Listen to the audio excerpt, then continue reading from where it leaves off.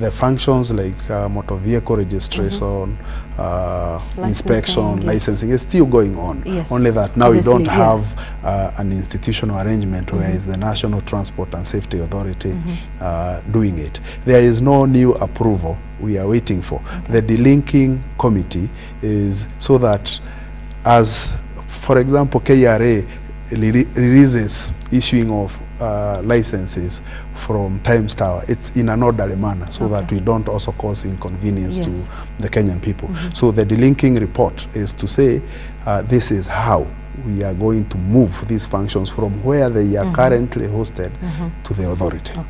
And in an orderly manner. When do we hope to have that total delinking process complete, so that at some point now it will be the authority that will be inspecting vehicles and licensing drivers and, you know, in charge, so to speak, of traffic police officers out on the roads? When will we hope to see the authority fully taking over those roles? What we are planning to do after the launch tomorrow, we've already now got the structure, the departments we want. We are going to obviously expect some funding. There's some money that was allocated to some departments that we will move to the authority, but it's not sufficient to carry out the kind of recruitment that we'll need.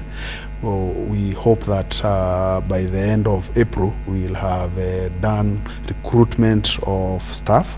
There are people who by law must move to the authority. For example, the registrar of motor vehicle and the staff. Those ones move to the authority and they've already moved.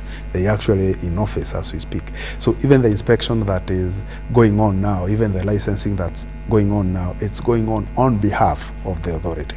Only that the authority has, it's just on Tuesday last week that we launched the logo. It's only tomorrow that we launch the authority. It's only in February that we even appointed the board, and therefore just like any other institution, we require time to put structures in place. And that is the importance of the delinking report, so that there isn't any gap, because all those functions that are taking place must continue, whether we are forming the authority or not. And obviously for the ordinary citizen then, in understanding that process and the delinking that is happening, but it's important, and I think like you've mentioned, that these activities continue to take place.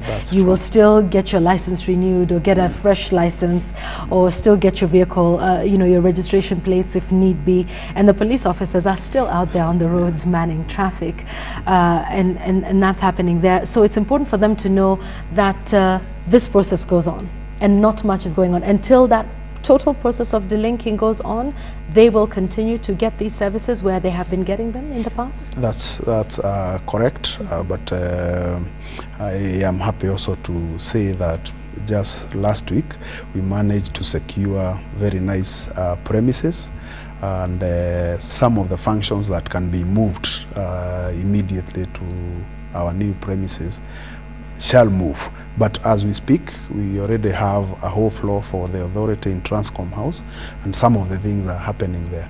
But we do not want to move until we have the infrastructure in place. We don't want to say that come for your license at Transcom House, and we still haven't put the infrastructure in place. Number two, because we want the information, the integrated information about transport sector in one place.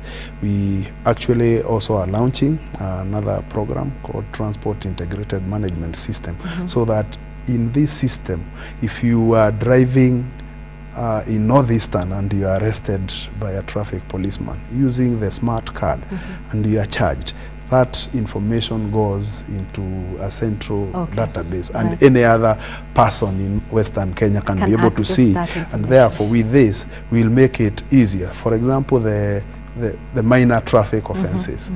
We don't need, if you are arrested in Machakos, and you are going to Western Kenya, for you to go back to pay a fine. You will pay it ahead because it's already captured in the system.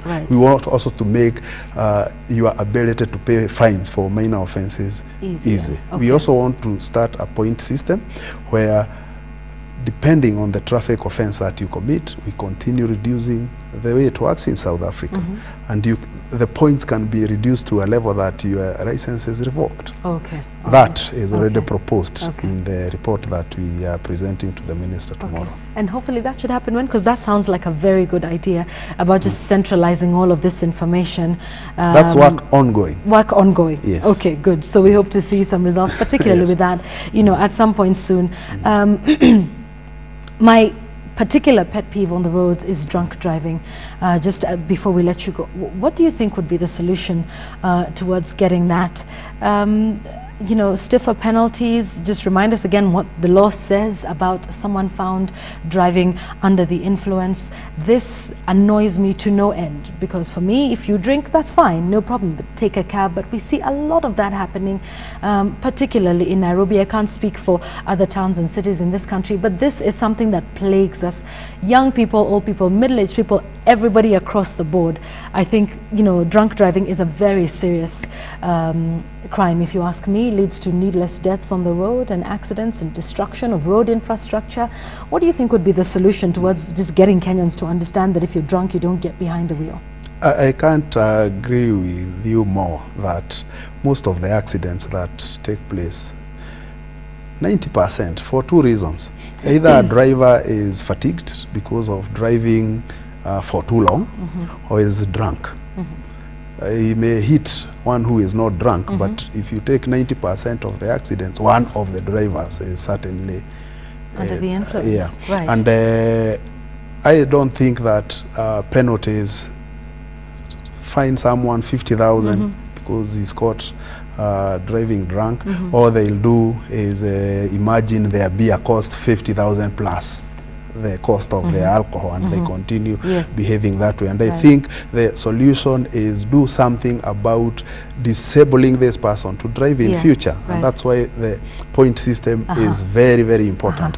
You are, when we have an integrated system, you are caught driving drunk, your points continue reducing. And the officer can quickly check on that if he has once central entered, information. It's entered, and your license can be revoked, so that first, second offender, by third, we are making the regulations that will make it very difficult for you to continue driving while under the influence. We don't want to have stiffer penalties to just collect revenue because we need the roads to be safe. Are we also talking about jail time? Yes. I mean, you know, if you cause an accident and somebody is injured in that process, I mean, shouldn't you serve some time? If somebody is completely paralyzed for the rest of their lives, if somebody loses their life as a result of your actions on the road? If you look at what the Act says, some of it is manslaughter. So I would advise that we take some time to look at these laws. We are going to make a popular version so that the key highlights, I know it's annoying for a lot of people to read acts of parliament. They pick nothing from them. We are going to make a popular version that's readily available to people. We'll put it on our website so that you can see, because we know the common things that people will attempt. Yes. So we will pick those, say what the law says, but our approach as a ministry is not to use force. We educate first, then once we are sufficiently convinced that you have the education, then we will use the whip. Okay, all right, using the whip. And speaking of one of those whips that you can use on the road is the alcohol blow. The return or not of alcohol blow, and the fact that this seems to be something that we cannot seem to find a way forward on. Alcohol blows will come back to the roads. The law is clear that there is no other way we can confirm that you are driving drunk other than taking you to a lab. We take a blood sample or using an alcohol blow. And therefore, all we are doing is overcoming the small problems that we had about their safety in terms of health and all that. And I am very happy that there are even the private sector. I'm sure you've heard of the Toa Sauti initiative of the private sector itself, and they are making a few donations to us of this safety infrastructure, the speed cameras, the alcohol blows. They are going to be back in town, and just watch the space. Okay, all right, indeed. So let's just wind up our discussion this morning, and I'd like us to recap in what way in my life will change with the launch of the National Transport Safety Authority tomorrow, for a matatu user, for a truck driver, for a motorist on the road, for an ordinary pedestrian. What does this launch of the authority mean for them in terms of road safety, and how do their lives hope to improve now with an authority, like you mentioned, the fact that it's all of these different departments under one? But let's just talk about the direct benefits to me in whatever capacity I use the roads in Nairobi, in the country. I'm sure the intention of having this authority is to enhance road safety, in a coordinated manner. I don't know of one Kenyan who does not have a relative who has crashed. And before going to the economic loss to this country, even the clips you are showing, the campaign that you are running, you can see that we are talking about huge figures, 3,000 people who die on the spot, probably 5 times that number, people who die later. In hospitals and maimed. And I think as a person, once this authority is in place and we give it support, make sure that we at our personal level behave more responsibly, then there is a possibility that these unwarranted for deaths that we are facing in our country are avoided. Then we have the other direct benefit to you. I'm sure you drive a car and get very annoyed when you get hauled up in a traffic jam. You can imagine the kind of economic losses that the country undergoes because of that. Why? If I give you the report of a research that has just been conducted by people in our ministry, you'll find that the massive traffic jam that we get on the roads, not because of the bad roads. We have the Thika superhighway, but we still find jam starting from Roysambu because of our unique behaviors. Now everybody, even the ones living in Buruburu, must go around to use Thika road. Then you find that we fill up the road very quickly. But the behavior overlapping, this is what the law says. Blocking a junction is what the law says, and that is what causes traffic jam. So people will talk of having remove roundabouts, remove these, then think that we'll get a solution. That's not the solution. The solution is responsible behavior, courtesy on the road, and we are going to make sure that we get there. The other one is obviously from our end. I sometimes get very irritated when I go to a roundabout where there are traffic lights and there is a policeman telling people to pass when the lights are red. These are issues when I talked of building the road infrastructure, safety infrastructure. These are the issues that we are talking about. Why wouldn't we have the traffic lights just working? Yes, those are the things. And usually they are working. But I do remember in driving school we're told when there's the traffic lights and there's the policeman's you know, takes precedence of that. Just to quickly mention on something that you talked about, the benefits to the citizens of the Transport Authority. There's a quick text here from Helen in Mombasa. Thank you for watching. You say the driving schools plus the police testers have also to be thoroughly vetted, and I know this is what you're going to be doing. She says some of the schools advertise a guaranteed pass. You know, how can one be qualified to drive on our open roads after about 5 or even 10 practical driving lessons? And then she's talked about in Mombasa, there's an organization, I won't name it for purposes of advertising, that they have the best reputation for being serious about teaching, but others just seem to be commercial ventures. And your authority will be looking into this and giving a curriculum to driving schools? Just our authority is the one that will be approving curriculum for driving schools, and it's the one that will be responsible for testing and licensing. So that policeman that you will be seeing testing you is testing you now because of the old arrangement. But the responsibility to test now lies with the authority. Should we choose that we are confident the ones who've been testing are good enough, then we'll continue with that arrangement. But there is no requirement in law that we allow the police to be the ones testing people anymore. But the testing will be something a little bit comprehensive. Because I'll tell you about my driving test. We did it at Save, and I honestly drove 200 meters. I was just beginning to put the car into gear 2, and it says, "Aya, sawa sawa, toka kwa gari, yes, yeah, umepita kwenda kabisa," and that was it. Yeah, those are the things that we must be looking at. What entails testing? Yes. That we shall define. Okay.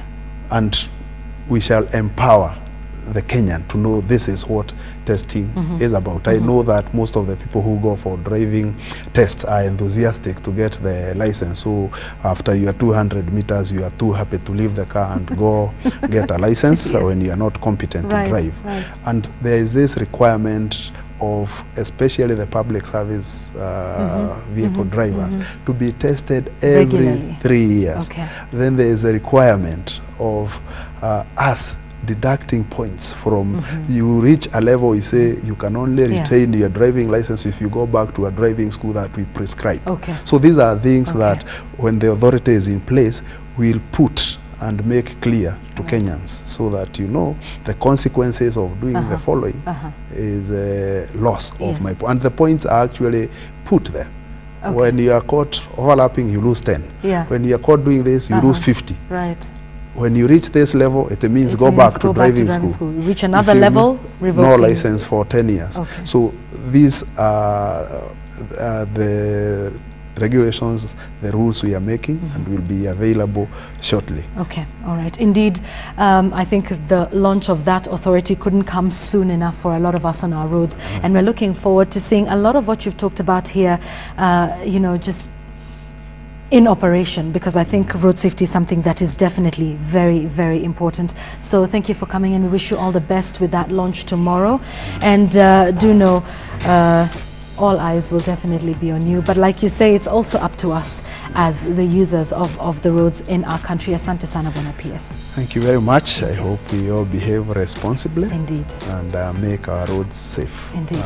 For us, we'll be able to give all the support, make regulations that actually make that happen. So thank you very much for hosting me. Indeed, thank you very much. We've been speaking with Dr. Karanja Kibishu, who is the Permanent Secretary in the Ministry of Transport, talking about the launch of that National Transport Safety Authority that's happening tomorrow. The Act of Parliament is already in place and took effect on the 1st of December. This is now bringing all the stakeholders in the issue of road safety, road usage, together under one body, that then makes it easier for them to be able to implement a lot of the policies that are set out. I just want to address one of the issues that you've raised very quickly on Twitter. Kinyanjui, thank you for tweeting in. You say the number of pedestrians hit on Thika Road right under the footbridges is worrying. What can be done? Use the footbridge, please. It's there for a reason. Please use the footbridge. And perhaps maybe we'll be posing this to Daktari later on. And so there should also be some stiff penalties for those who are found who've been knocked under the bridge, or rather for those that do not use footbridges where they are available. If you're knocked elsewhere, that's something else. But where there's a footbridge, what? Because it's too much exercise for you to go up the footbridge, walk across and walk down the steps again? Some measures have been put in place, but it's also about our responsibility. Surely the Ministry of Transport cannot tell us how to behave on the roads. Well, they can, but really, I think we also have a role to play in terms of ensuring road safety for pedestrians, for motorists, for motorcyclists, for truck drivers, PSV drivers, and users as well. But keep your comments coming in. What measures you think should be taken to ensure road safety? We'll be sharing more of your feedback at the end of this show. That launch, remember, happens tomorrow, and let's hope to see what happens there in that process. Well, we want to take a short break right now on KTN Sunrise Live. When we come back, we're talking about business and leadership in the country. At what point do you want to be a Manu Chandari in your life? At what point do you want to be a Bill Gates or a Warren Buffett, taking all your profits or a huge chunk of that and making a difference? Can you make a difference in whatever small business it is that you're running? We'll be talking about that, where business isn't all about profits. All of that up next on KTN Sunrise Live after this short break. Stay with us.